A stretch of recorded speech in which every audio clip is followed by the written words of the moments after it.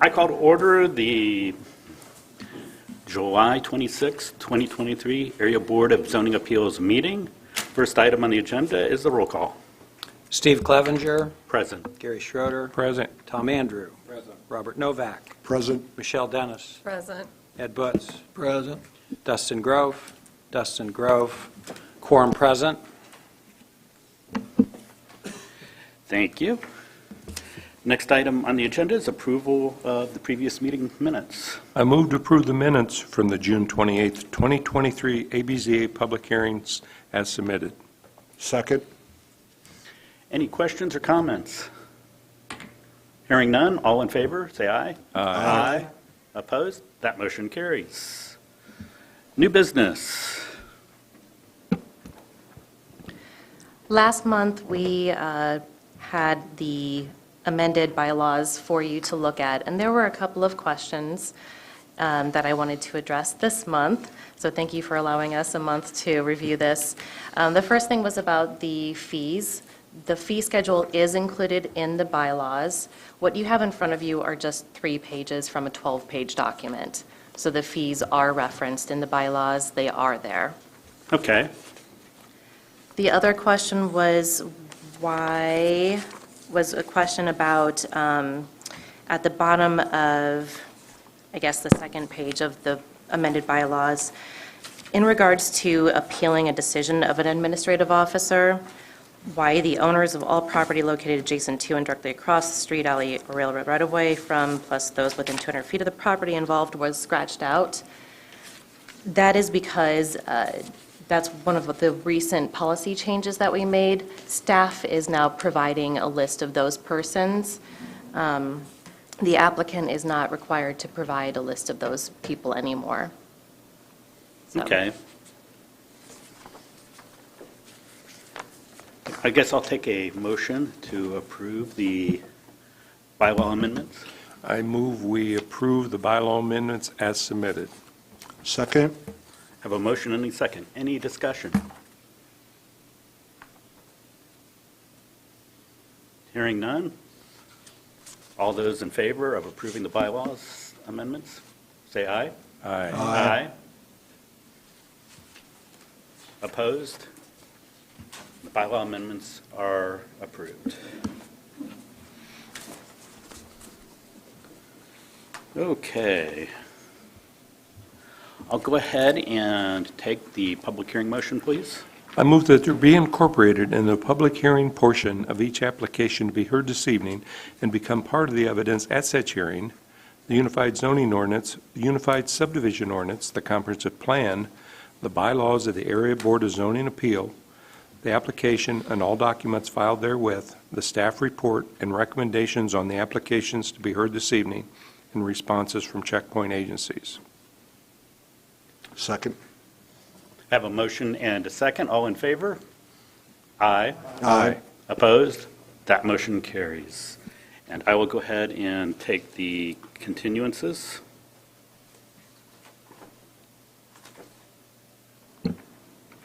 Don't we have 2 continuances? They were already continued last month, I No, they were believe, continued last month, so we don't need to continue. Okay. You because just they were kept them all- continued for 2 months. Gotcha. So we don't need to recontinue them. Thank you for the clarification. I'd like to briefly describe our procedures for the meeting. Each case will be heard following a motion and a second from the board. We'll ask the staff to report on its findings.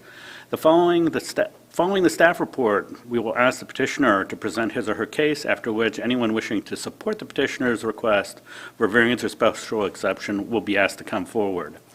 After hearing from the petitioner and those speaking on his or her behalf, we will ask those speaking against the petition to present their arguments.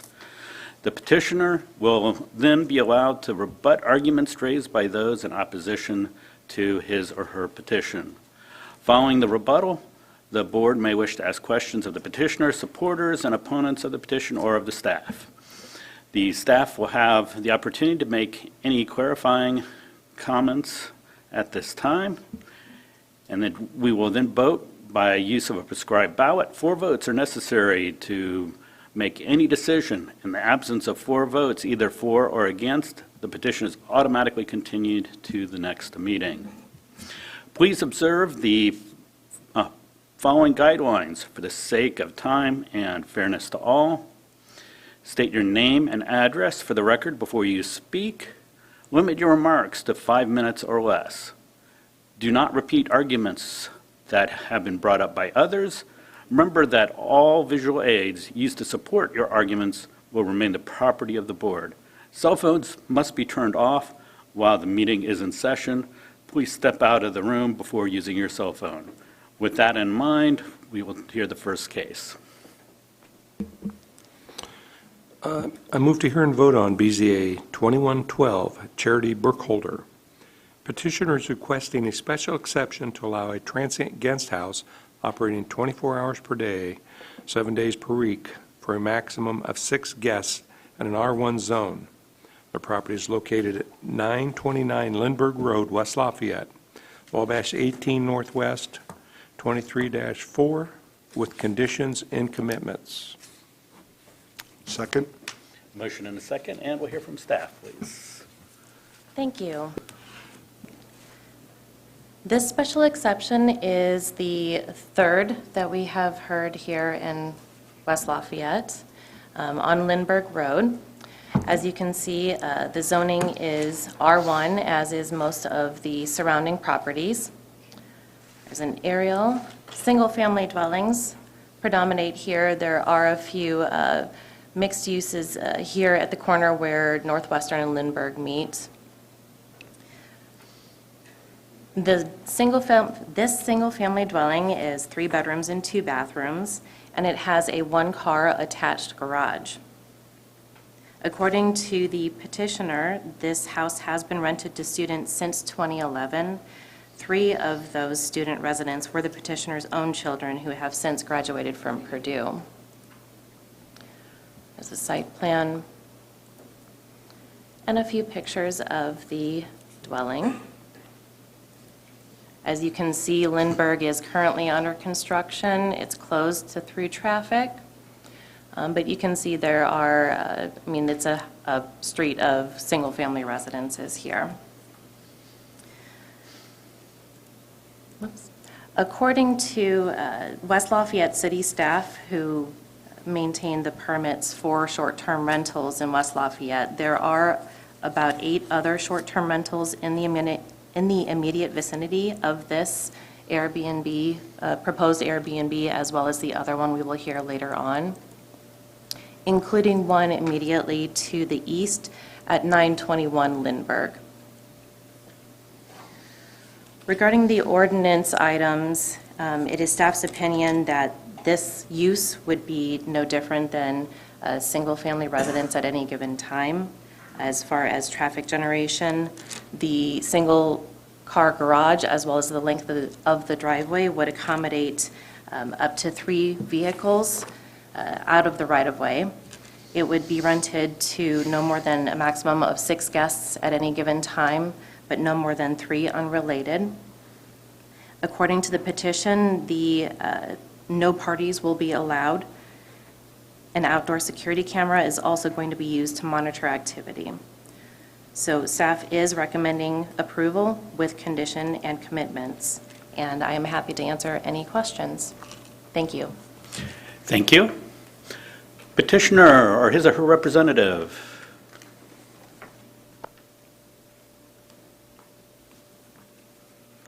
Hi, my name is Charity Burkholder. My husband and I bought the house at 929 Lindbergh in West Lafayette in 2011 when our son was attending Purdue, and we have been renting it, like Amanda said, to students. 3 of our own, and I think a total of 17 students have rented over the past 12 years. The house has been regularly inspected and certified as a rental property in keeping with the City of West Lafayette every 2 years, and we have always complied with their code requirements, including the requirement to have no more than 3 unrelated renters. Even though we had 3 bedrooms, we never had more than 3 renters in there at a time, had them sign affidavits every year as West Lafayette requires.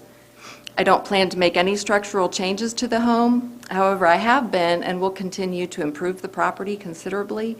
I have hired professionals to treat the lawn and clean up the backyard from brush and weeds, and have begun improving the landscaping. When students were living there, they mowed the lawn and performed minimal maintenance, but now the property will be improved inside and out and be professionally maintained in order to provide an attractive place for Purdue alumni, parents, professionals, and other individuals who need a place to stay close to the campus. As a Purdue parent, I am aware of the need for places for parents and alumni to stay during games, graduations, parent weekends, and other events. I value the Purdue community as well as the neighborhood on Lindbergh that I've been a part of since 2011. After my own children graduated, I wanted to keep the property as a place to come back to enjoy the campus and the community. I will be able to keep the property better maintained with short-term rentals than with student rentals. It also offers us the flexibility of allowing ourselves and adult children to use the house or to allow friends visiting the campus to use it. We're asking the board to approve this exception to make the house into a guest house for short-term or transient rentals for a family plus 2 unrelated persons. As Amanda already pointed out, the regulations for West Lafayette that we are well familiar with. We have been following them for the past 12 years and will continue to do so, including the noise ordinance that restricts loud noise from 11 p.m. to 7 a.m. We intend to make sure it's not used for parties or rowdy guests because that wouldn't be beneficial to us as owners or to the neighbors. We plan to carefully screen our guests and only accept those with a good online rating. And as you probably know, Airbnb has an online rating system for both the landlords and the guests. The system assures that guests can find highly rated homes to rent, and also that the Airbnb owners can properly screen potential renters and only accept the applications for highly rated guests if they so choose. I have been a guest at such short-term properties like Vrbo, HomeAway, and Airbnb for the past 20 years in vacation spots, as well as at properties where my family gets together with our grandparents. They're nice houses that allow our family to stay together in a home instead of separate hotel rooms. And an Airbnb property owner is highly motivated to keep the property in excellent condition in order to attract renters. I have been at places that have been very restrictive as far as the parking goes, as far as parties go, and with the proper guidelines outlined to the guests, I think it's something that can be done. When I began renovating the house on Lindbergh, I noticed that the property next to us had been improved dramatically and was in beautiful condition, so I wasn't surprised to find out that this property has been converted to a short-term rental. Of the homes within 200 feet of our property, more than a third of them are owned by somebody not at the address, suggesting to me that they are rental properties. And on this stretch of Lindbergh between Northwestern and Salisbury, the number is closer to 50% of the homes on that stretch being rental properties.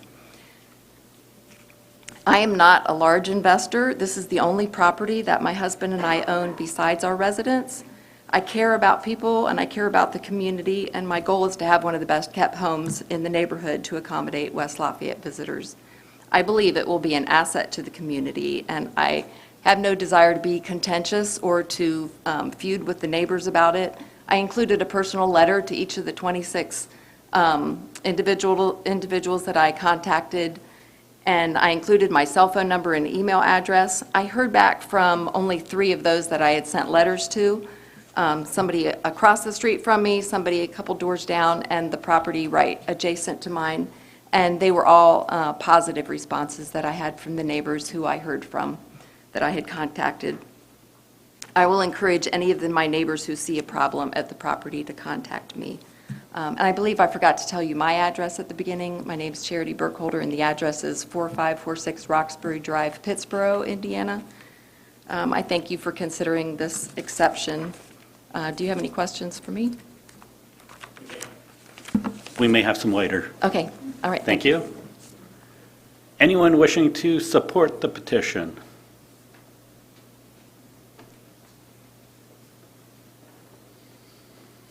Hello, my name is Charles Ensign. I live on 901 Lindbergh Road, just a couple of houses down from Charity. My wife and I just purchased the house about a year ago. I think one important thing when somebody presents, I think it's important for them to reveal, hey, what's my skin in the game? We have been in the Lafayette area ever since we came to Purdue in '86 and have lived in the Lafayette area. After COVID, we wanted our 2 young children to switch over to the West Lafayette schools. So we bought the house. at 901. However, my wife was offered a job in the West Lafayette school system, so we do not have the need to live in West Lafayette with her being part of the West Lafayette schools with our goal of the children being in the school. And so with that, we now have a house, and we want flexibility in terms of options of what to do with it. We have been updating our house and upgrading it and basically modernizing it. And one of the things that we are considering is Airbnb it ourselves in the future. But we don't know if we'll do that. We might sell our Lafayette house, live in West Lafayette. We're just, as we go, we're keeping our options open. And so I could see myself someday being here asking for the same thing. That's where I'm saying, here's where I'm coming from. The other thing I wanted to share of my support is I've never met Charity. We haven't even met here yet. But I just want to highlight her professionalism and how she has addressed this. Everything she said in terms of sending letters to the community was done and very, very professional. And I have no doubt that she is going to do what she says she's going to do in terms of how she's going to manage the her Airbnb. And down the road, we will be doing it the same way. And the same upgrading that she is doing, we are living that ourselves. So my wife and I have been working day and night on updating our house to either, again, sell it and have it be a better property or Airbnb it. And we plan on doing it the same way. So I guess I just want to say how I believe the Airbnb process works. You have the grading system and you have the rules. And I believe that individuals that are smart in doing Airbnb are going to do it the right way. And she definitely has highlighted that. And I know we will do the same. So I just think there are processes in place that can make it right, and I think you should support that and trust the processes that are in place with the Airbnb system. Thank you. Thank you. And if you could sign the sign-in sheet as well, please. Anyone else wishing to speak in favor of the petition?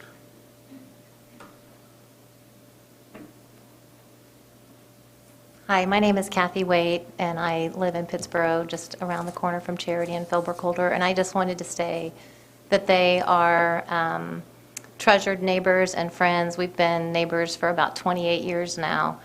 And I just came tonight to offer her support, but also just to state what upright individuals they are. And the last presenter was correct. They will do it right. So I just wanted to come up and let you guys know what fine individuals they are. Thank you. Thank you. Anyone else wishing to speak in favor of the petition? Oh, your pen. Anyone wishing to speak in opposition?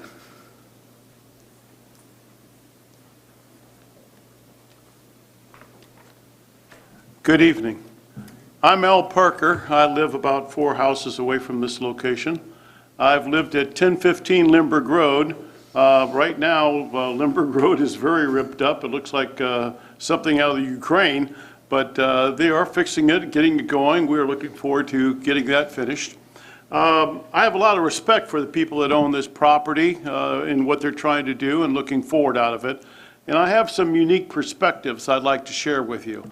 First of all, I've been at my location at 1015 Limburg Road for over 60 years. I've seen a lot of changes that have come through there in the neighborhood, and the development has gone, some good, some bad. I sat on the West Lafayette City Council, and I was on the council and president at the time that we passed the Unified Board Zoning Ordinance. And one of the big discussions we had was about the effects and studying the numbers we had of what we called kiddie condos at the time. And these were parents that came in and bought a nice house in West Lafayette. They ran their kids through, and then what to do with it then.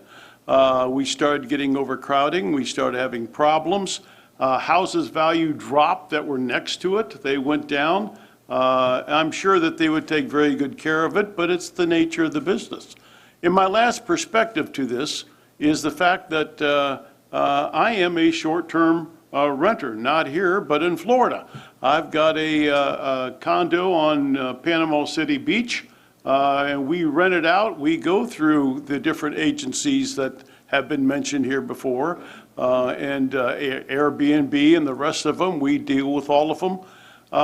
There's a big difference between renting a house for a year or a semester and renting it for a few days.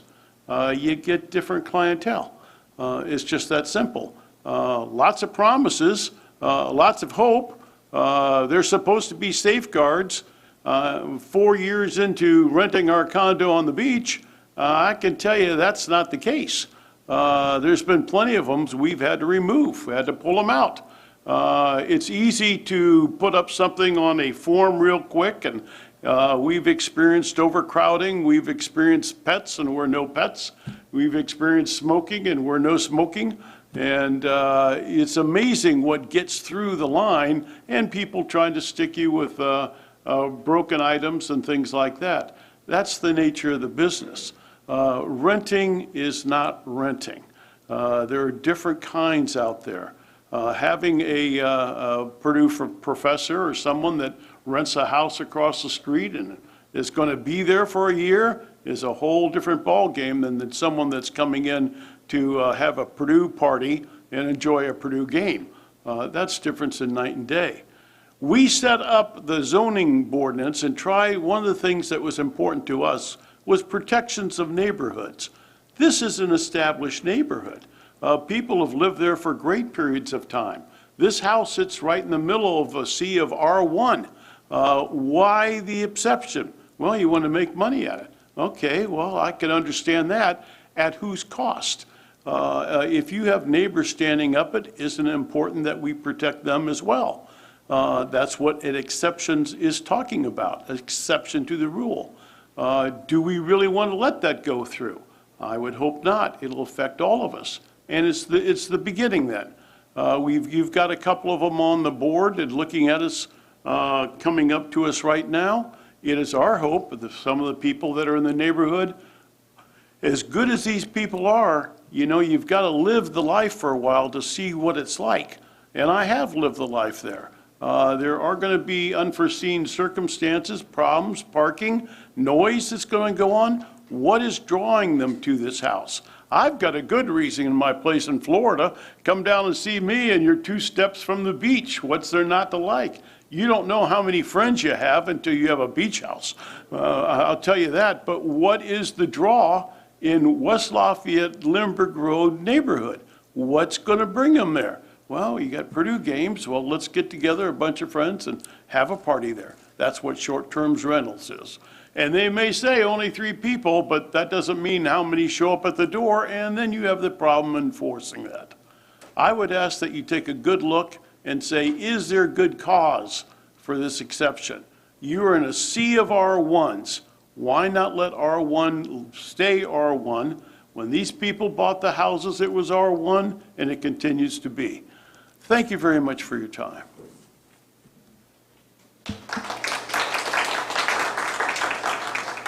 Thank you. Anyone else wishing to speak in opposition?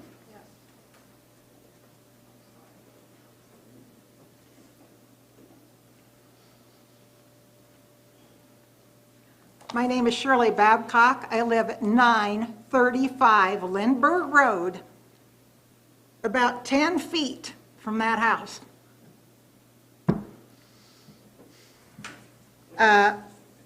I have met the owner before, and I have no problem with the people she has rented to or anything else. I think they were NASA students. I didn't get to know them. I've never had a problem, but that's a different story from this. Nobody living in Pittsburgh can know exactly what's happening at 929 Lindbergh at 2:30 in the morning. Or I have 4 grandchildren that come to my house often. The backyards are right beside each other. I have a 4-year-old grandson who recently ran out the back door and I ran as fast as I could after him, but I have no idea. I mean, you got little kids, you want to protect them. That's one thing. I want to protect myself. That's another thing. I'll show you how close these are. Not too long ago, when she had her renters there, and they were nice. I've got no problem with them. I didn't really know them. But one night, a beautiful night, they decided to sit out on the picnic table by the back porch. I could hear almost every single word they said from my bedroom window. Now, that's just a little bit too close for me to have people in there that I don't even know who they are. And, like Al said, you can have all the safety precautions. I've lived there for 50 years. Okay, that's the personal side of this situation. On the other side, I think you people need to see what's happening here and think about it. We are going from a neighborhood. My son moved here to West Lafayette last year, and he could not find a place to buy in the West Lafayette school system that was appropriate for how many kids he had. West Lafayette City is pretty landlocked. And so he ended up moving out in the suburbs or out in the burbs somewhere like everybody else does, and he has to pay tuition for his kids to go there. In the meantime, the West Lafayette school system built a beautiful intermediate school. I don't really think they had the money for it, actually. But now, instead of having people that come there and can pay the taxes and everything else, now we're going to have, and I do know that non-residential people pay a higher tax, but still, I think you people need to decide, is this going to be a community area? I call this the Airbnb creep, because the Airbnbs were all down by Purdue, and that worked fine, because they don't, they're used to their neighbors partying. And I don't know if these people are going to party or not, but now it's coming into the residential areas. How far is it going to go? Let's look on down the road 20 years. 20 years down the road, if all West Lafayette becomes Airbnb, what's going to happen to the school system? There aren't going to be any kids there. So anyway, those are just a few things that I want you to think about. And please consider all aspects of the situation. Thank you. Thank you. And if you could sign, thank you. Anyone else wishing to speak in opposition?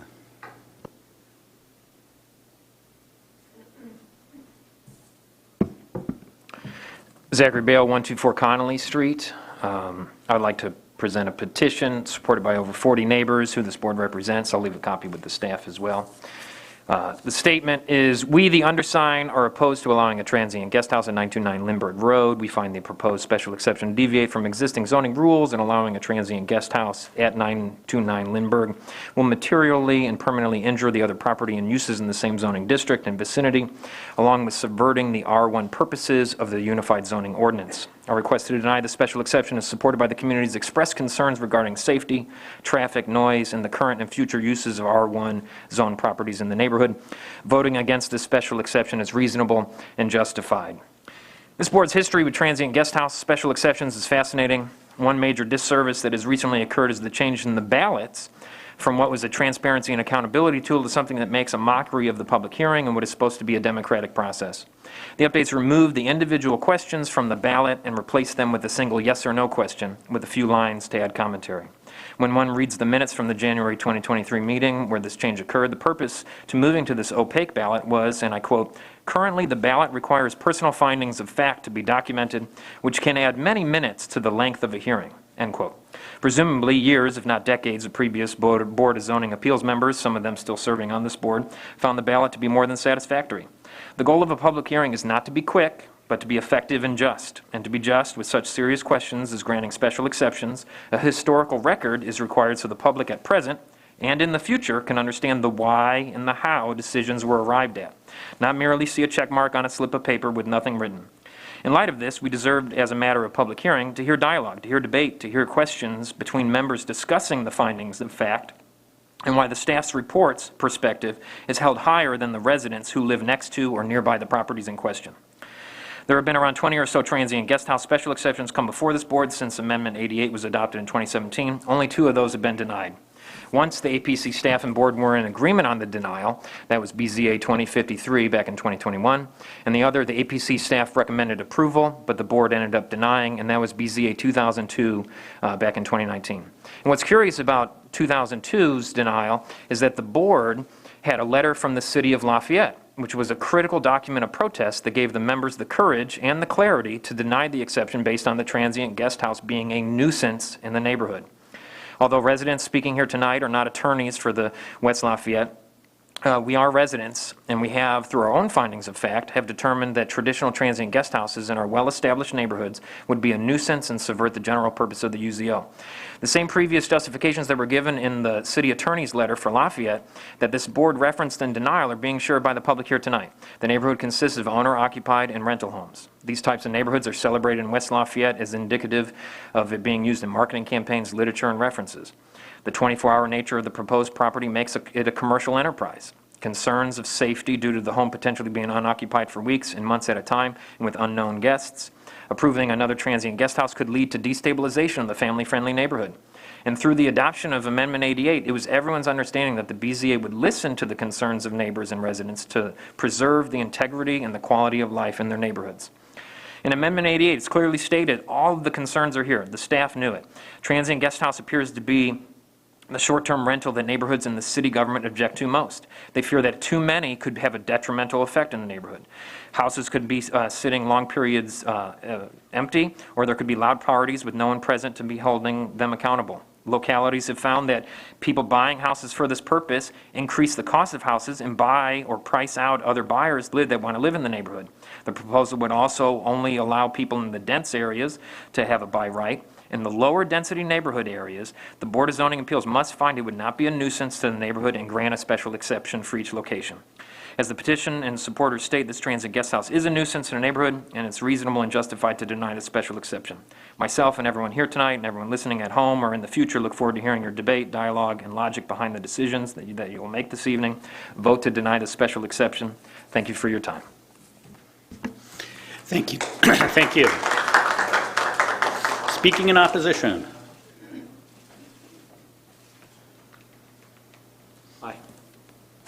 I'm Rich Hogan. My wife and I have lived at 825 Robinson Street in West Lafayette since 1986. I'm a professor emeritus at Purdue.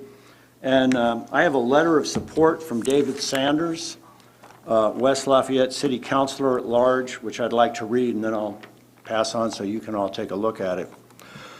Members of the Area Board of Zoning Appeals of Tippecanoe County, I am writing on my own behalf as West Lafayette City Councilor at Large with regard to the requests, both of them, for special exceptions to allow for transient guest houses that are being heard at the July 26, 2023 meeting.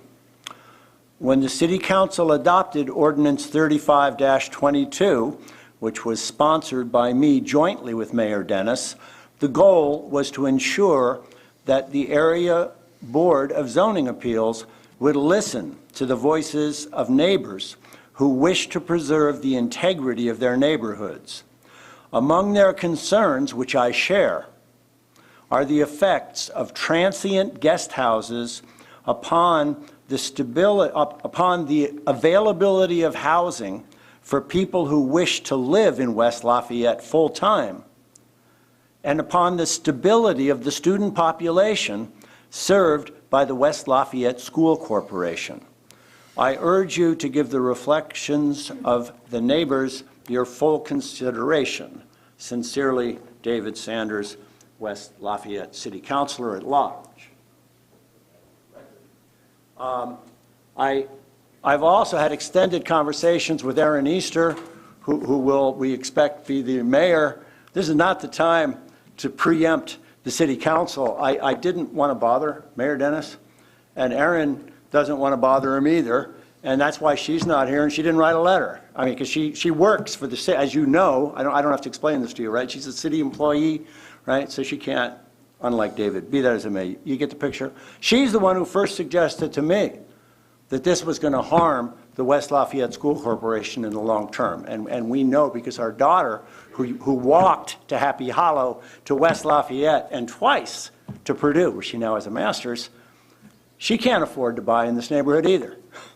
Anyway, I assume that you've seen the news release, which includes, this is a more legible one, if you like, includes research by some of my colleagues in economics about how in the short run this does raise housing costs and does create the problems that we're talking about. I can't tell you what % of registered voters or how many people oppose this sort of exception, but I did an informal poll on Nextdoor, which join Nextdoor if you want to learn about what your neighbors are concerned about. I got over 1,000 hits. The last thing I want. But anyway, 67 people responded to my poll. 77% of them oppose this exception, or the exceptions in general. I can give you more information. I'm actually an expert on survey research methods, but I think I'll spare you that. Thank you very much. Thank you. Anyone else speaking in opposition?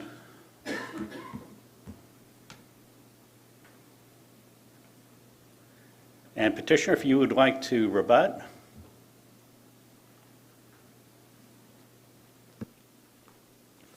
Well, I don't have a rebuttal for all of that, but I would say a couple of things. I've been contacted a couple of times over the past couple years with somebody who wants to buy the property. There were a couple of houses across the street from us that were torn down and new houses put in that neighborhood. So I don't know the type of investor that wants to buy the house from me. I have a little bit of trouble believing that not allowing short-term rentals is going to bring the price of the houses down. I think the cost of housing going up is a little bit more of a widespread problem than something that's being caused by Airbnbs. I also think that, well, for one, if an Airbnb isn't run well, it's not going to survive, and it's definitely not going to survive if it's sitting empty for months at a time. Just in a little bit of the cost-benefit analysis that I've done, it's going to be a pretty tight margin with keeping the house rented at least half of the time in order to make it a profitable enterprise. Not necessarily being maybe the best one to judge that, and I'll learn as I go. I think I didn't make a lot of money renting to students, but I think maybe I'm a little bit too soft-hearted on them. But I don't think that having too many of them is, I don't feel like that's a scenario that would survive either, like 20 years down the road, everything being Airbnb, there just simply wouldn't be demand to fill that. A short-term rental is, has a certain type of people coming in, like the little house that's beside us that I have been able to observe while I've been remodeling has had, it looked like for the month of June, had a golfer staying there with her family, somebody probably that was on the Purdue golf team, or, it was a very quiet coming and going in the house besides. So it'd be interesting to know, I don't think there have been any complaints filed about that house in particular. It's about the same size as this house. Going online and looking, it's a 3-bedroom, 2-bathroom house, that accommodates 6 people. So really not, this size of house really isn't even one that's going to be the size for parties. I feel like if there are houses in West Lafayette that are advertised as party houses on Airbnb. I went on and found some of them. And if they're advertised for 10 people and they're advertised for parties, that's what you're going to get. I feel like maybe there's a little bit of an enforcement problem that West Lafayette's having if they have these rules set up, but they're not enforcing them as far as the numbers and no more than 3 unrelated guests. So it may be that that's the area that needs to be addressed. And also the petitioner that was up that had the signed petitions, I didn't hear an address on that. And I guess we don't really have a way of knowing if the people signing that petition are in this neighborhood or not. I would add that this street, Lindbergh, between Northwestern and Salisbury, is not like some of the residential streets that are very quiet. It's a pretty busy street. It's being redone now with sidewalks on both sides, and new road going in is going to be, it's going to be a nice wide street, but it is a pretty busy one as far as parking on it, pulling in and out. It's not quite like some of the smaller tree-lined streets that are very quiet. It's not a quiet street. It's a busy one. Yeah, so I think that's all I have. Any more? Okay, thank you. All right, thank you. Questions, comments from the board? Petitioner, how do you intend to, Airbnb does the booking part of it. How do you intend to go ahead and do the management part? If there is a problem, maintenance, unruly guest, how do you plan to handle that? So West Lafayette does require that you have somebody local that's a manager, and I have not moved ahead with finding all those things. I wasn't going to put a lot of effort and money into it until I had permission to go ahead. So I will be required by West Lafayette to have a local manager with a number that can be called. So I've had a couple of people that I've talked to about it, somebody local that is good with all the maintenance issues. So that's how I plan to do it. And I'm hoping to partner with some other owners as well that are local that we can work together with covering those sorts of issues and making sure that, as far as the way you advertise it, like I said, I've used Airbnbs and Verbos that it's very clearly laid out that parties are not allowed, and that is my intent. I'm fine with neighbors contacting me, or, if I see something on a security camera, but I am going to have a local representative who is on call all the time.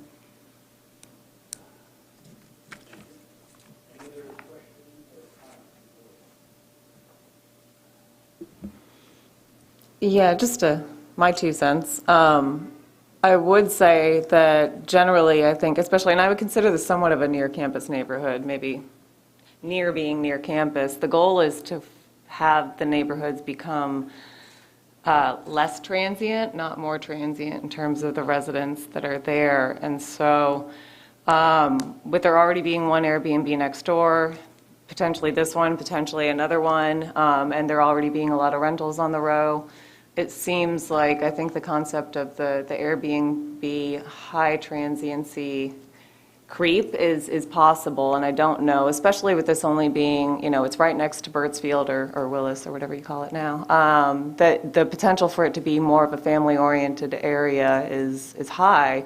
And so I just think it might go against maybe the ethos of what the city's trying to do for these areas.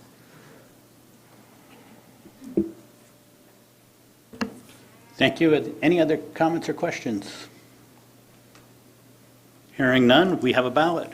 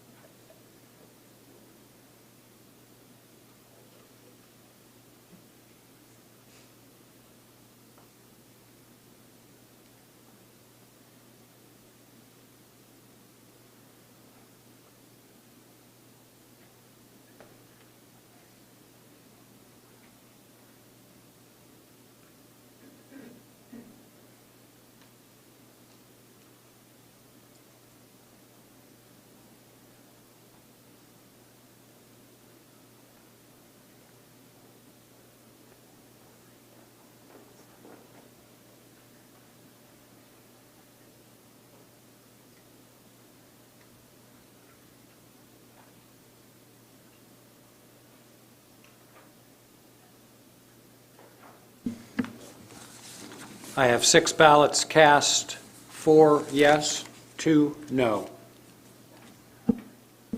Special exception has been approved. And we'll hear the next case, please. I move to hear and vote on BZA 2113, Tim Downing, Downing Real Estate Properties LLC. Petitioners requesting a special exception to allow a transient guest house operating 24 hours per day, 7 days per week, for a maximum of 6 guests in an R1 zone. The property is located at 824 Elmwood Drive in West Lafayette, Wabash 18 Northwest, 23-4, with conditions and commitments. Second the motion? Motion and a second, and we'll hear from staff, please. Thank you. There we go. This is the second special exception for a transient guest house this evening, just 2 blocks south of Lindbergh. We are on Elmwood Drive now. Again, surrounded by R1 zoning, single-family dwellings. This bedroom is also 3-bedroom, 2-bathroom home.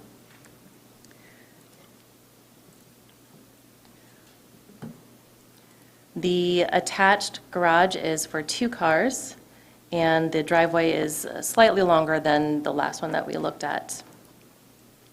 You can see the garage setback here from the road. A couple of views looking down Elmwood as well as up from the other side. There are no sidewalks in this part of town. Little bit of street parking as needed, I suppose.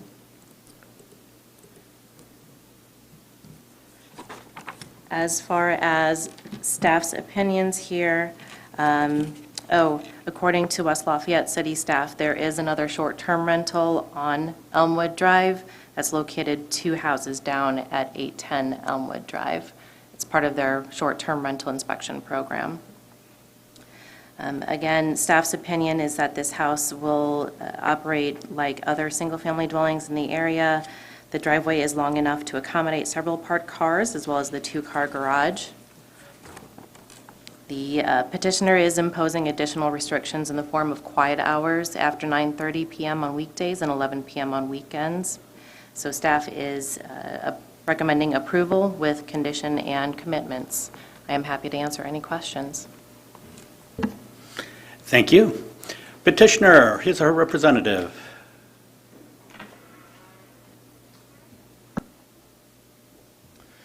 Good evening. My name is Tim Downing, and I'm speaking on behalf of 824 Elmwood.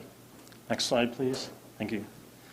I have lived in Hills and Dales for 15 years. As part of my commitment to the community, I've volunteered my time.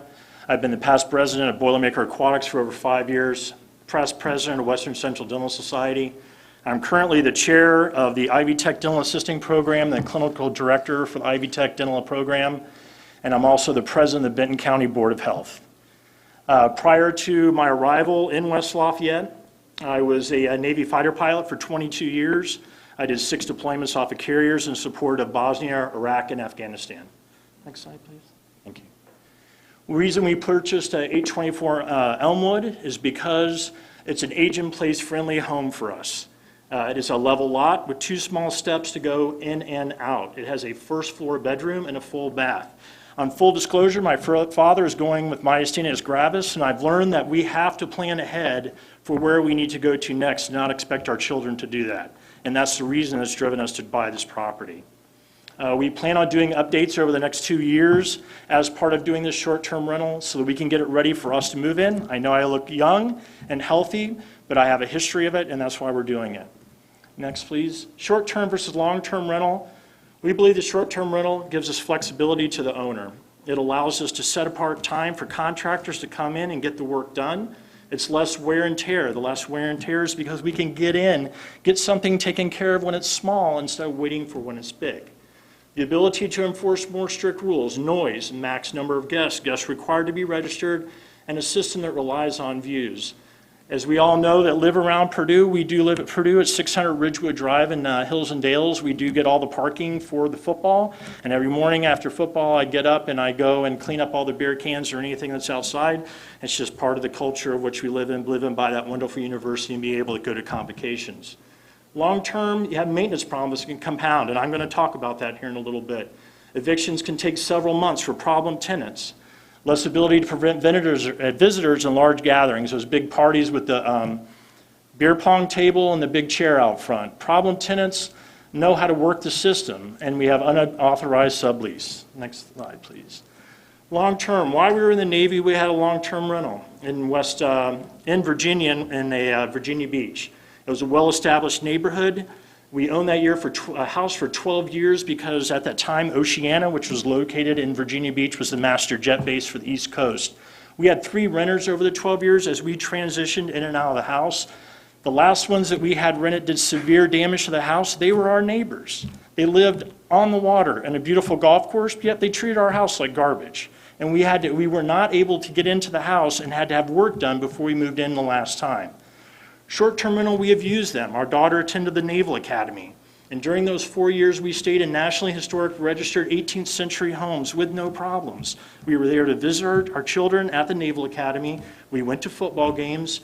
And we were greeted by the neighbors. And it was very interesting because they always saw your license plate. They wanted to know your story, where you were from, and they always seemed to make a connection to Purdue, whether it's quarterbacks, whether it's astronauts, or they had a relative that's an aeronautical engineer from there. We purchased we do have another home on Division Road. We purchased in 2019. I'll show you photos of that. We spent 3 years rebuilding that house and barn. We currently do run it as an Airbnb. It has corn and bean as neighbors, and I have before and after pictures. There's before and there's after. That house is currently, go next slide please, that house is currently self-sustaining. It allows it to run on, has its own septic, own well, and own electricity. So we're not off the grid. I don't like using that term, but we do have our own electrical system. I'm very proud of that. Bookings, as far as our regulations of bookings, how we control Airbnb, no instant bookings. Every guest must have positive reviews, no new accounts. They must identify and be verified by Airbnb, and no reservations will be accepted less than 72 hours. The regulations, as per y'all's, and we do the same out there, only 6 guests are allowed to stay on the property. There'll be no events or parties permitted. We do not allow that. Quiet hours will be established when all conversations must be taken inside.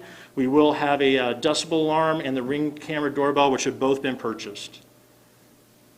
Our summary is we're all here talking today. We're going to be these folks' neighbor. We're going to take care of this property. We're going to get it set up for us. We're going to sell our home in Ridgewood, and we're going to move into this property. We have some updating that needs to be done, but it is done in the hopes of being able to be easy to use, flat lot, 2 steps. We'll live in Hills and Dales. We are concerned. We live right down. We're 2.5 streets down, and we're right there. We're going to be our own property managers. Short-term rentals will allow us for the time and repairs and updating, block off that time to get those contractors in there and get the work done. And also allows time to get our home on Ridgewood sold. Thank you for your time and your consideration. Thank you. Anyone wishing to speak in favor of the petition? Anyone in opposition to the petition?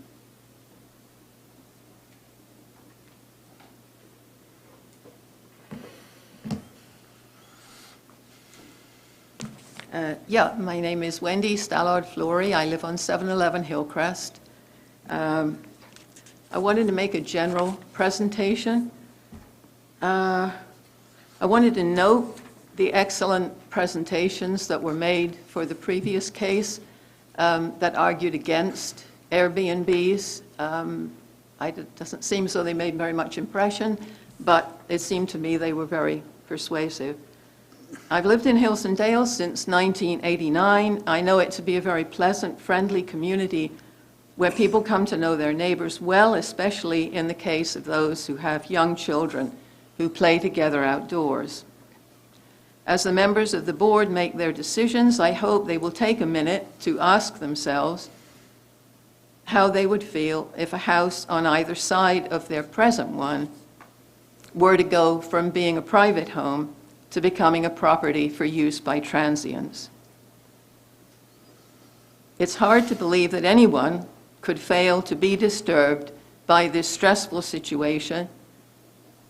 And I make an exception for the presentation we just heard because that's a different one from the situation that applied on Lindbergh. But it seems to me a general point is interesting here for cases, subsequent cases that you'll be listening to. It's hard to believe that anyone could fail to be disturbed by the distressful situation given the anxieties about how a next-door Airbnb will have a negative impact on the value of their own property, and given the constant uncertainty about who would be in the house next door at any one time and how they would behave. If we would not want to be in this situation ourselves, I would hope that we feel a responsibility to protect our neighbors from it. Thank you. Thank you. Anyone wishing to speak in opposition?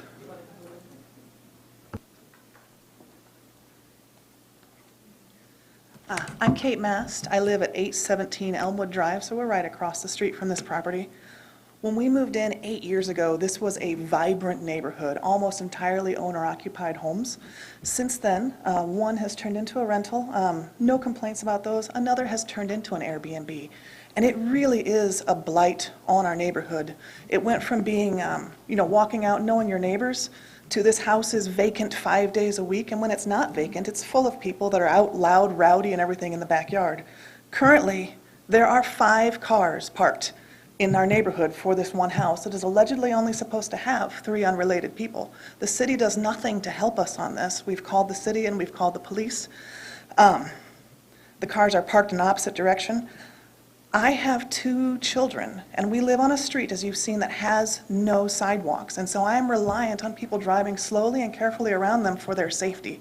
I have concerns that if people are coming in from outside of town, they don't necessarily understand the neighborhood, they don't understand what the area is like, and my children may be injured. Also, I don't know who's there. Anyone can pop in for a day or two. We don't know who they are. We're less than 2,000 feet from the school, and there's no way to enforce any kind of safety regulations around these. Districting is supposed to protect our neighborhoods for families and for communities, and an R1 district is supposed to be densely residential for families. I'm asking for you to vote against this and protect the integrity of our neighborhood. Thank you.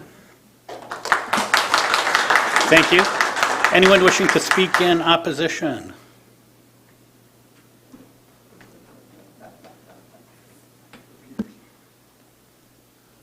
Again, I'm Al Parker, 1015 Lindbergh Road.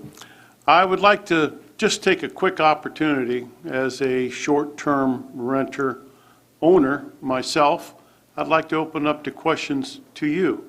There is a big difference between renting long-term, be it a semester or a year, and short-term being a matter of days, different clientele. I have been a client for over 4 years, heading into 5, of Airbnb and the other organizations. And what they sell you is often different than what you get. Our condo on the beach is a 3-bedroom. We go for family-orientated. It's designed like that, 3-bedroom, 3-bath, and we like to have a couple of families coming in, or grandparents and a couple of grown kids with their kids coming in. That's our primary target. We have down and listed only people 25 and older.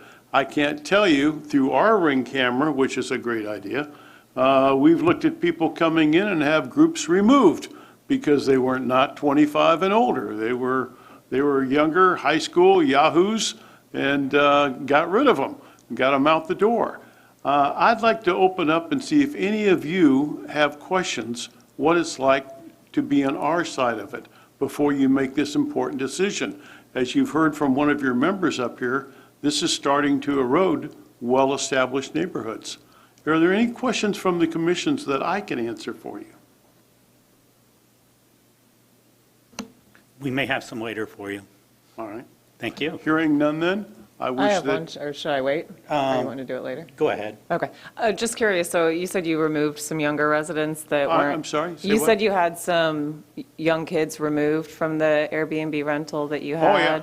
What mechanism did you use to actually get them out of there? well, we have an advantage. Our condo is sitting in a building of 570 units. I was vice president of the HOA. Boy, you want to talk about trouble. That's a position that's in it. Out of the 570 units, we checked before we even bought, so we didn't have to look for an exception. 75% of the building is in short-term rentals.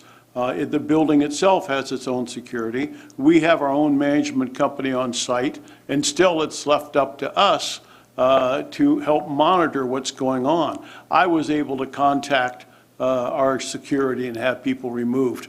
We also watch on Ring doorbells with groups coming and going, making sure nobody leaves with parting gifts. And so it's interesting technology's caught up and help you in that aspect. However, what Airbnb tells you and what you get is different things. By the time that you go through the highs and lows of business in the seasonal thing, you may be ready to take a bid for lower than what you expected. I heard 50% rental rate. It's going to depend on the type of season and when they come on what the price is going to be. For us on the beach, 4th of July is our highest point. You think by the time we turn November, that'd be a great place to rent down there. Not so. I can have someone come in at a third of the cost of what we get in 4th of July weekend. So it does affect it. Any other questions? I'll stand by the ready. Okay. Thank you for your time. Anyone else speaking in opposition?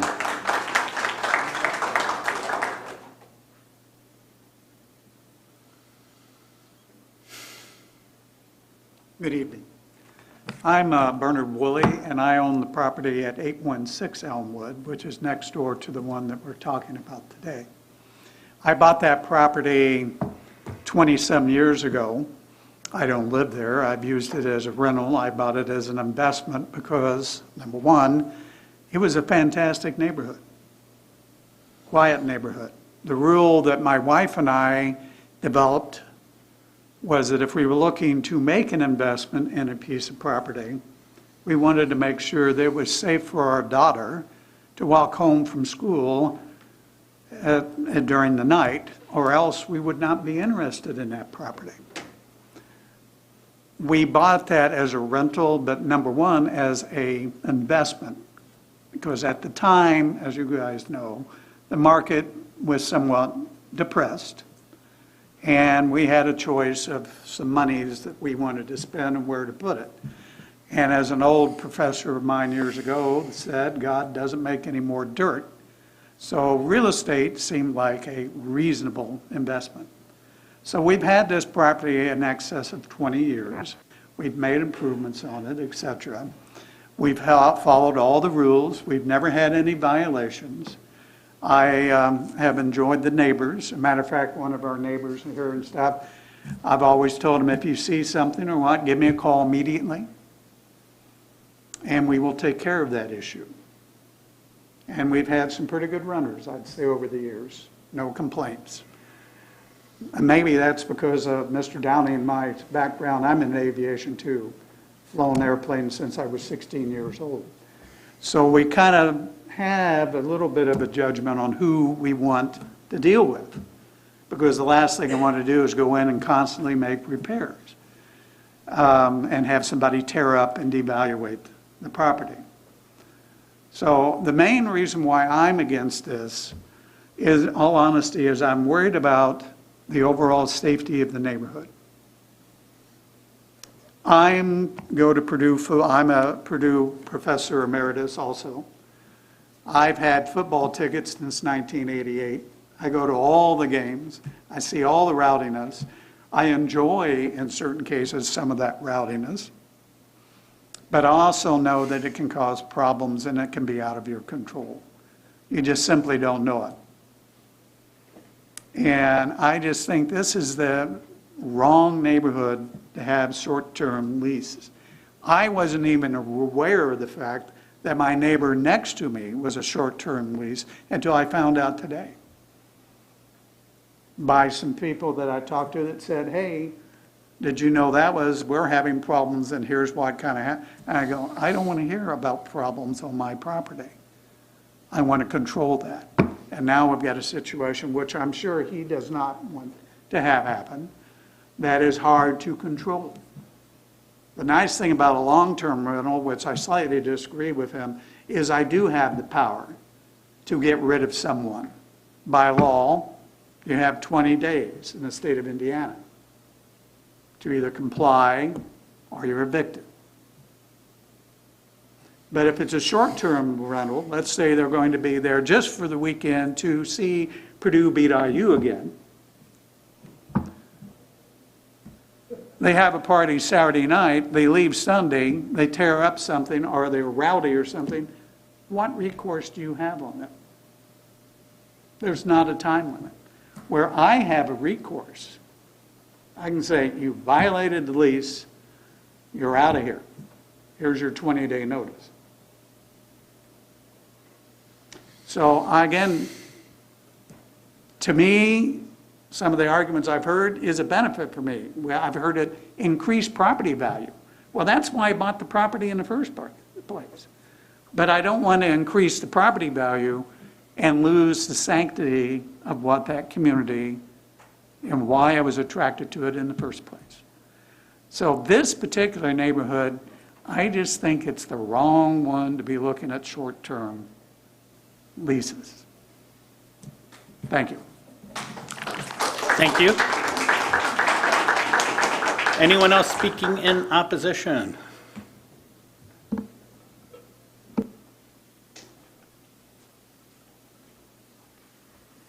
Zachary Bale, 124 Connolly Street. Thanks for the couple of comments and questions previously. It's good to hear more of that. Love to hear more questions. Al put himself out there. Similar to 924 Lindbergh Road, I'd like to present a petition, this time supported by over 63 neighbors who this board represents. I'll leave a copy with the staff. Petition statements the same way the undersigned oppose the transient guest house at 824 Elmwood Drive. Special exception is deviating from the existing zoning rules and allowing it will materially and permanently injure the other property and uses in the same zoning district and vicinity, along with subverting the R1 purposes of the UZO. Our request to deny the special exception is supported by the community's expressed concerns regarding safety, traffic, noise, and the current and future uses of R1 zone properties in the neighborhood. Voting against the special exception is reasonable and justified. The 7 letters that you all received prior to this hearing speak for themselves. They're all against it. You also heard comments from neighbors and community members tonight regarding the issues with concerns for safety, traffic, noise, and current and future uses in the Hills and Dales neighborhood. In short, this proposal is just another nuisance threatening the neighborhood to satisfy a business owner's balance sheet, along with increasing the tax revenue for the county. And this neighborhood is well established and vibrant with families and community members, no transient guests. The APC staff's opinion is approving the special exception, and they stated it will not negatively impact the immediate and nearby area of Elmwood Drive. Similar to before, though, the APC staff observes and finds their facts from afar. The next door and nearby neighbors who live in these facts, they know that the transient guest house will be a nuisance and injure the neighborhood's quality of life, safety, traffic, noise, and current and future uses, despite any precautions taken thereof, since the nature of transient guest rentals are high turnover. So if we look at the APC staff report, they share that other variances, unrelated transient guest houses, have been approved in the area. Not really germane to the question tonight. None of those variances introduced a commercial use in residential R1 zoned area, nor did they injure the safety, traffic, noise, or current or future uses of the same. The APC staff shared that according to West Lafayette, there are over 40 short-term rentals in West Lafayette that are legally non-conforming, grandfathered in, including one on Elmwood. The data I got back in March puts it at 50, and with some of the recent approvals, over 50 now. And yes, one already exists on Elmwood Drive, so how would another one improve the area? The neighbors who have skin in the game are forced to take on all the risk of injury since they permanently live in the neighborhood each and every time it is rented. The APC staff also shared that at the July 5th meeting, the executive committee voted that granting this request for transient guest houses in an R1 zoned area would not substantially adversely affect the comprehensive plan. I listened to the meeting, and for the public here tonight, there was no conversation, no dialogue, no debate, no findings of fact shared, nothing of substance to provide the public what they backed up that claim with, that the comprehensive plan would not be adversely affected. And then in looking at that comprehensive plan, it looks like various components of it haven't been updated in over a decade. In looking at the housing element document, which was last updated in 2011, there's still some relevant insights. And so one, in there, neighborhood stability is promoted through a program of strong equitable code enforcement and continuing public investment. And neighborhood associations and property owner associations are encouraged and permitted active participation in decision-making activities. We have members from neighborhood associations here tonight, including Hills and Dales and New Chauncey, and I'm confident that most of the members exercise the logic that transient guest houses will be a negative force in the neighborhood. I didn't see any mention in the APC staff report about reaching out to these organizations to get their input. 2, address the migration of families to new developments on the urban fringe in the county school district by identifying redevelopment areas suitable in West Lafayette and Lafayette school districts. More transient guest houses, as we heard, mean less students in the West Lafayette Community School Corporation. And 3, support for the preservation of existing housing stock in our urban neighborhoods. Again, more transient guest houses mean less available housing stock to purchase and rent. 4, the zoning and land use decisions regarding housing developments and redevelopment shall be guided in part by adopted neighborhood plans. I don't think there is one for Hills and Dales. I couldn't find it online. We have one in New Chauncey, and nowhere does it state that transient guest houses are a way to create a vibrant and celebrated neighborhood. 5, the zoning and land use decisions impacting neighborhoods rich in diversity, including those near Purdue, shall consider all competing interests to promote a quality of life for the neighborhood residents. And during that debate and discussion that we hear tonight, how do you see approving this transient guest house as improving the quality of life in the neighborhood? And as the petition states and its supporters have expressed, the transient guest house is a nuisance to the Hills and Dales neighborhood. It is reasonable and justified to deny this special exception. Again, I encourage everyone to have some debate, dialogue, questions, and so we can understand the logic behind your decisions that you make this evening. Vote to deny this special exception. Thank you for your time. Thank you. Speaking in opposition.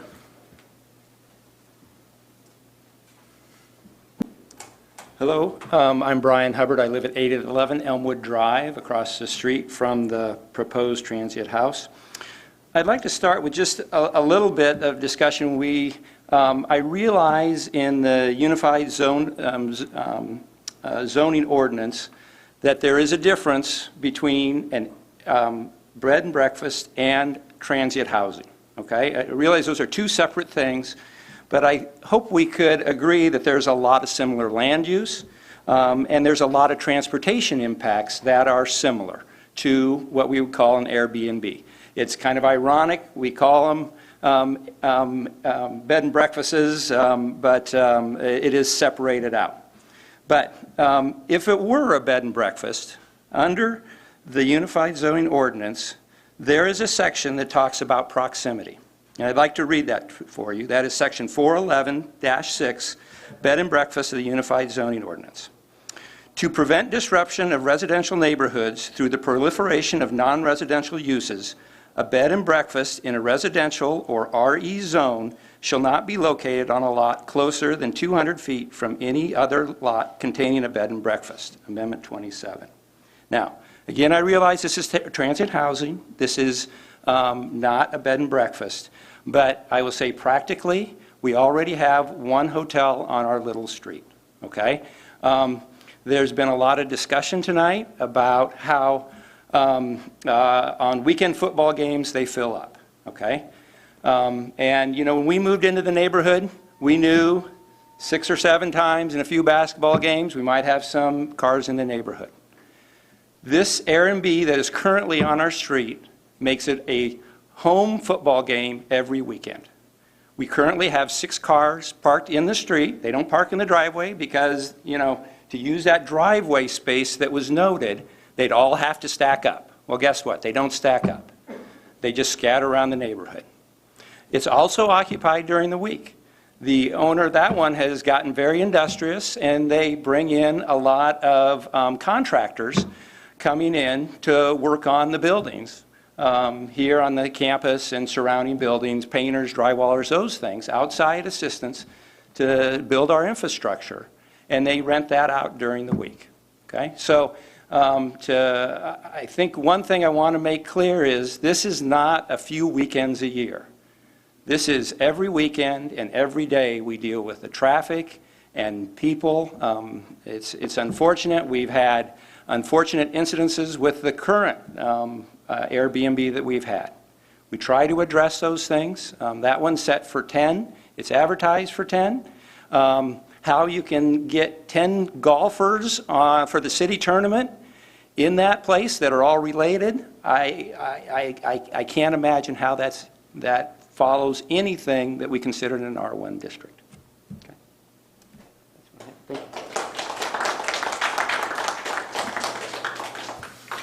Anyone wishing to speak in opposition?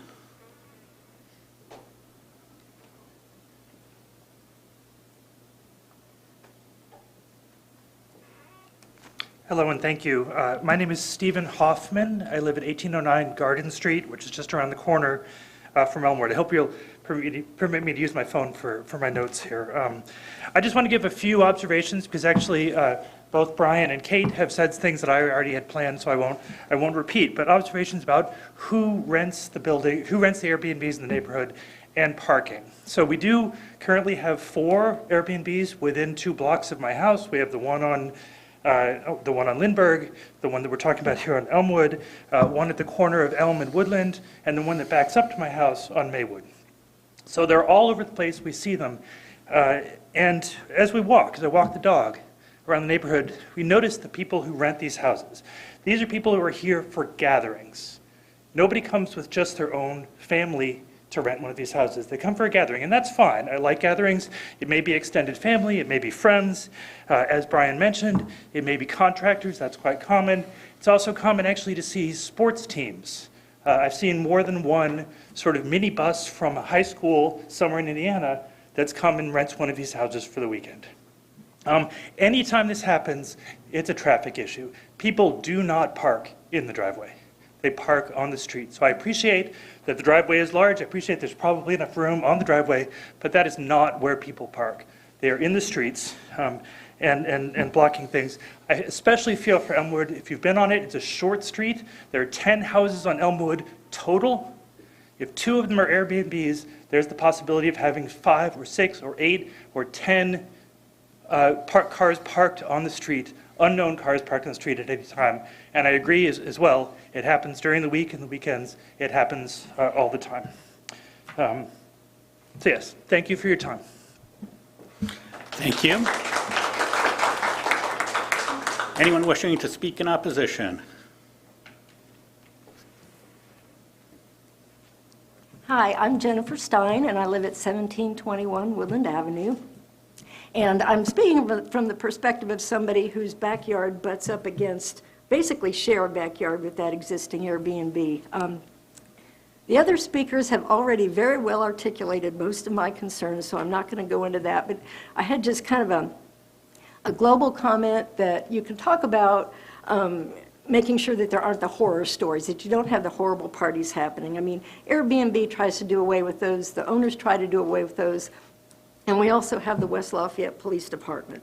But below that extreme, there are a lot more common, everyday, intrusive, disruptive behaviors that a lot of these folks have already talked about.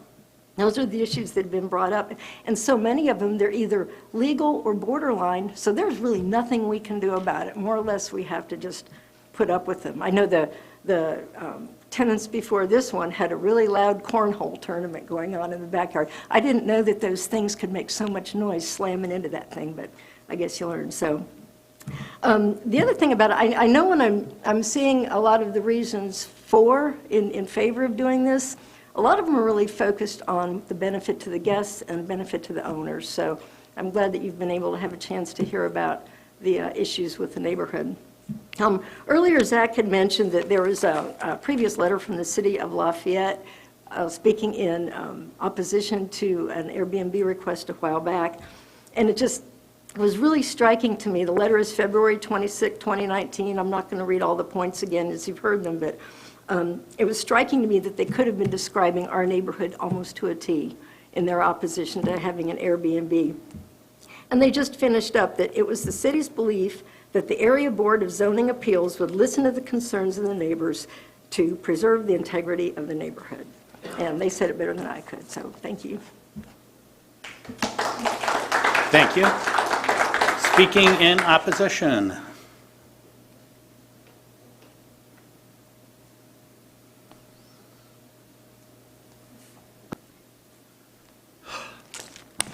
Hi there, again. My name is still Rich Hogan. I still live at 825 Robinson Street. We did this in May. You remember? Most of you? You weren't here. But, and we just did it a minute ago. I don't have to read the letter again, right, or say anything that I've already said. We understand? We're engaged in a grassroots movement to protect our community from the encroachment of commercial capital. Yeah, I'm a Marxist, actually. Don't hold that against me. We're united. We're numerous. How many people here are opposed to these exceptions? We're committed. How many of you don't live in the neighborhood where these new ones are going? People from other neighborhoods in solidarity who are here tonight, like I am, to say, you may think that you've won. You might even win this battle. You've won the last two. But we will win this war because the city government of West Lafayette is starting to support us. I think they will continue to support us. I think the city of Lafayette will support us. The county will support us. We will mobilize. And if we can't get you to change your mind, we'll get them to change you. That's not a threat, just a promise. Thank you. Thank you.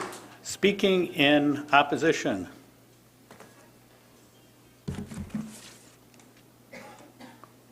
Hearing none, a rebuttal.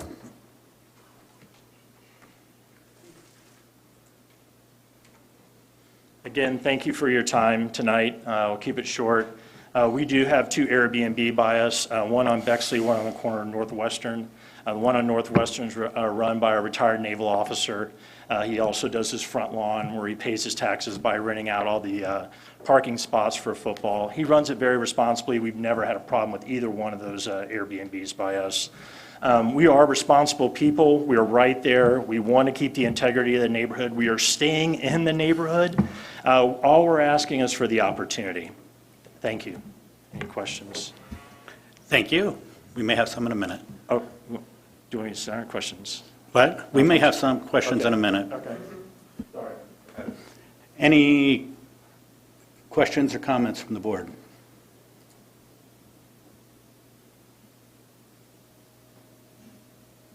Hearing none, we have a ballot.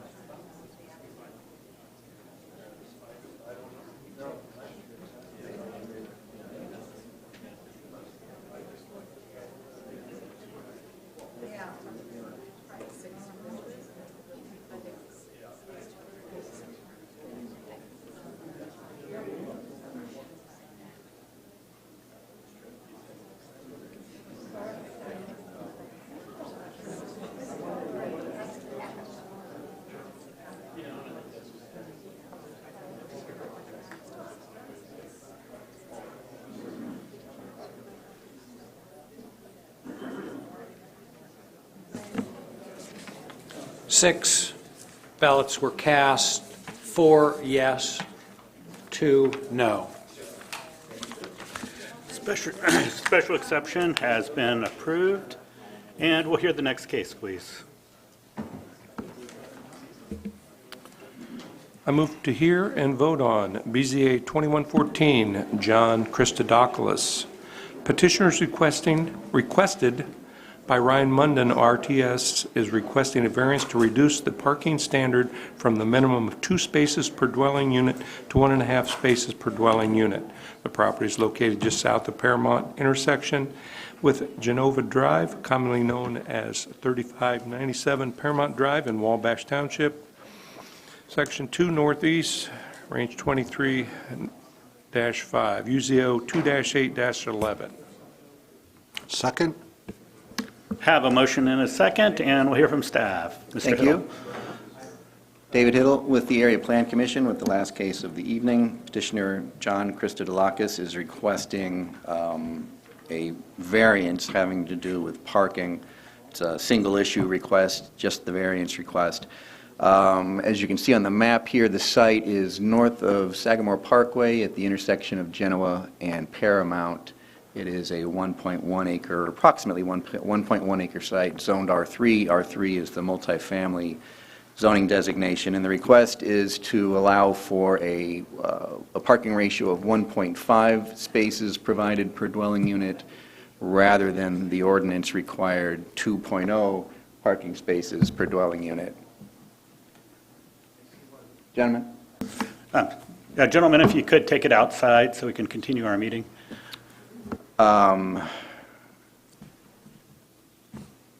At this property, the specific proposed structure is it's an apartment building, a single apartment building that would be consist of, there's the site plan, that would consist of a total of 39 dwelling units. The breakdown would be 3 studios, 18 one-bedroom units, and 18 two-bedroom units, totaling 57 rooms. I think, as you know, as you've probably ascertained over the past few years and even beyond, staff is often supportive of parking variances. This would be a 25% variance request in terms of units. Because our ordinance is pretty much at the top of the heap in terms of being onerous in its requirements, specifically with regards to commercial development and with regards to multifamily. 2 dwelling units, or 2 parking spaces per unit, if you look nationally, is about as high as it gets. And the trend, which I hope we begin following next year when we update our ordinance, is to decrease that. Essentially, less parking equals more housing. Parking spaces are about $5,000 plus to build. Those costs, of course, are passed on to renters. And parking, onerous parking requirements is about as large a contributor to sprawling environments as we have. So it'll be a good thing when we're able to address that. In the meantime, we are supportive of these variances. Another element that makes it supportable is the fact that this is on City Bus Route 8, which is one of their more heavily traveled routes. It runs 7 days a week from 6 a.m. to midnight, and in fact, it doesn't just go down Sagamore Parkway, but it runs up these 2 streets, both Paramount and Genoa, and has a bus stop right at the intersection. Thank you so much. So it's going to be that much more, I think, amenable to people who don't own cars, the opportunity to live in this particular building. We could also expect a number of students who might be less likely to own a car. This is an area, and this is a regional area where we have a lot of second and third shift operators, second and third shift employees, so parking spaces are going to be less likely to be concurrently used than might otherwise. And finally, there's really no opportunity to create undue nuisance for neighbors by offloading parking on other properties because there's none other to do, there's none other to accommodate it. The commercial center to the southeast is about 300 feet away as the crow flies, and even more than that to walk. So it's not likely to experience overflow parking. So for all those reasons, staff is supportive of this request, this variance request to allow for about 25% parking than would otherwise be required, and would be happy to answer any questions you might have. Thank you. Petitioner, his or her representative. Good evening. Brad Neely with Riling, Teeter and Shire here for the petitioner, John Christodolakis. The property is currently vacant. Petitioner intends to construct a single apartment dwelling or building on the property consisting of 39 units. The petitioner's request for the variance is to reduce the parking requirement from 2 spots per dwelling unit to 1.5 spots per dwelling unit.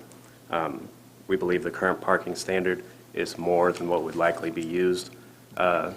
We agree with the staff's comments, request your approval, and happy to answer any questions. Thank you. Anyone wish to support the petition? Anyone in opposition to the petition? Questions, comments from the board? I have some questions for the petitioner regarding the parking. In the finding of facts for the variance, by granting the variance, you said less parking would reduce the impervious surface and fewer vehicles and traffic. How is less parking going to reduce, if you need a certain amount of traffic to occupy your units, how is reducing the parking the number of parking spots going to reduce traffic? I think that what was intended there is that there's not going to be as many parking spots needed there, so it's going to be wasted space that we can now use for other uses, which could be for the building lot or for landscaping for buffer zone. It's not really going to impact driving because it won't be in the driving lane, but If we stand by the current rate of 2 spots per unit, will you have enough space there, including the green space, the drainage, and everything else? Will you have enough land there to do 2 spots per unit? I'm sorry, could you repeat your question? If we enforce the current regulation of 2 parking spots per unit, do you have enough ground surface area to do that and maintain your green ratio and your drainage? I think it would be difficult just because of the way that the property is shaped. I can't tell you right now without a site plan showing for that parking amount, so it's hard to answer, but I think due to the parking shape, that would be very difficult. In the drawing, you had 2 handicap spots. Is that accurate for the number of units that you would have? Is that the accurate handicap parking? I believe so, yes. I guess I just become concerned with, and I'm very open to housing that we desperately need and things like that, but sometimes I worry about how much do we put on one piece of land, because if we go ahead and grant this, you're going to have to take 2 to 3 off for handicap parking. Come wintertime, when you have to go ahead and clear the lot, that's going to have to be piled up, because I kind of doubt you're going to go ahead and remove all that. So now we're going down a couple of more. You could still do the project, but just not without as many units to kind of come back into a balance. So to kind of cut down traffic, actually cutting down the number of units would be to, the impervious surface, if you're maxing out right now, that's kind of what you're going to have. So by reducing the number doesn't really change the impervious surface. To be clear, this isn't just putting us to what we think we're going to have max parking. This also has a couple there for guests and visitors. But I think as far as cutting down the units for the building would be harmful to the community just because we need housing. So we don't need as many empty parking spots as we need apartments. It might be considered harmful, it might be considered maximizing profit on the space, and I guess that's what I would leave up to the board, but thank you. Thank you. Any other questions, comments from the board? Hearing none, we've got a ballot.